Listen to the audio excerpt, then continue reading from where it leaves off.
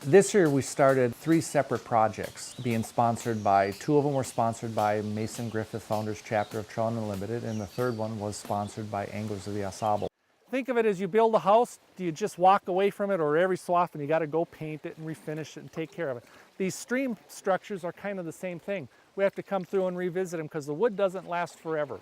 This project is a revitalization of past efforts in the 80s by the agencies, Michigan Department of Natural Resources, to continue maintenance of habitat within the stream channel. They've devised a partnership with angler groups, Trout Unlimited, Anglers of the Au Sable, and Federation of Fly Fishers to come in and assist them in conducting these stream restoration projects. There's been a lot of effort through the years. Since the historic logging activities, basically the channel was all in-stream structure was removed during the log drives.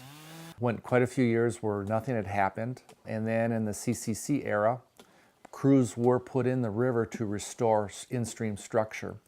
That was followed up by the Michigan Department of Conservation back in the 50s. And after that, in the 70s and 80s, the then Department of Natural Resources took over those efforts. And now there's been partnerships formed with angling groups to continue these works.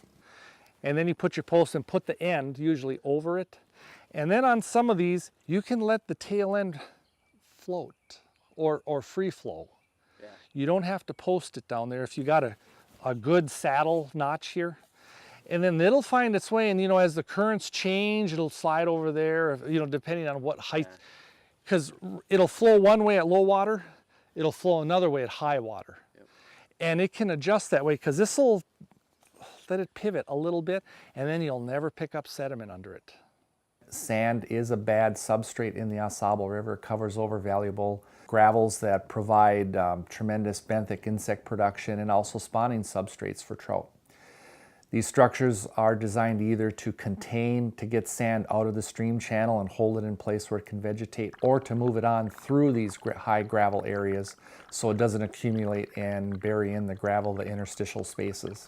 These covers provide an area for the fish to duck in and hide when a predator comes along, such as a blue heron or a mink or an otter. They're good duck-away covers. We have 3 separate projects going on the Au Sable system. The mainstream, in essence, is a refurbishing of all the old structures that were created in the early 70s. There was an intensive effort funded by federal funds to put in-stream structure. Very little has been done to maintain these, and as with any constructed structure, they don't last forever. They fall into disrepair.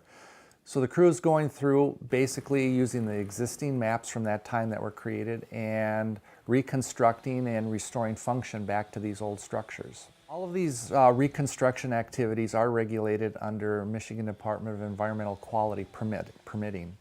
And so they frame in what we can and can't do. This permit for the mainstream allows us to only work on those old structures.